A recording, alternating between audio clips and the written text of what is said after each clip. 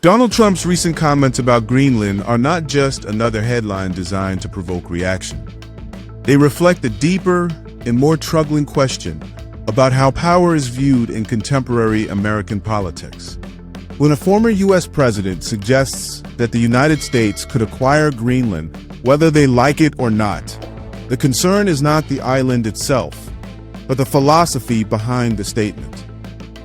Trump argues that Greenland is essential for U.S. national security. He points to the Arctic as a region of rising strategic importance, where Russia and China are expanding their influence. On this point, he is not entirely wrong. The Arctic is becoming a new arena of global competition, rich in resources and critical for military positioning. No serious strategist denies this reality. But strategy is not only about objectives, it is about methods. Democracies distinguish themselves not by their ability to impose their will, but by their respect for consent, sovereignty, and international law. Power without restraint may be efficient in the short term, but it is destabilizing in the long run. Greenland's leaders responded quickly and clearly. They stated that Greenland is not for sale, and that its future will be decided by its own people. Denmark, a long-standing ally of the United States, echoed this position.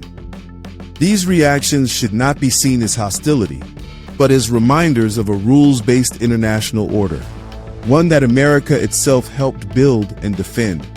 Trump's comments reveal a consistent pattern in his political worldview. He favors leverage over legitimacy, pressure over persuasion. Institutions, alliances, and diplomatic norms are treated as tools to be used or bypassed, depending on convenience. Yet history suggests that when institutions are weakened, stability weakens with them.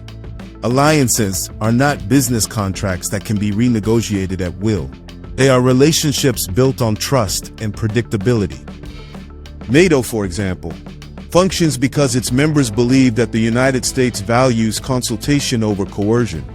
When that belief erodes, so does the credibility of American leadership. There is also a constitutional question involved. In the American system, power is deliberately constrained.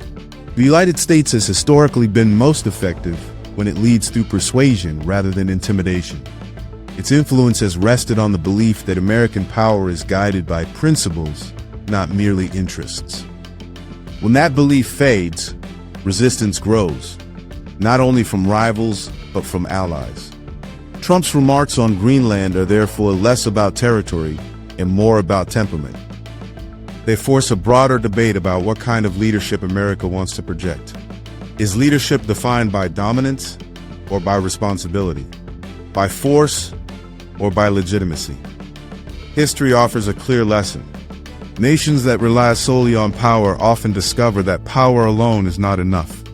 True leadership requires restraint, respect for law, and an understanding that consent is not a weakness, but a strength.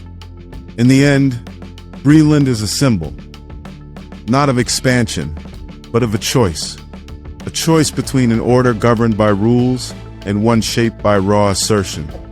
The direction the United States chooses will define not only its role in the Arctic, but its moral authority on the global stage.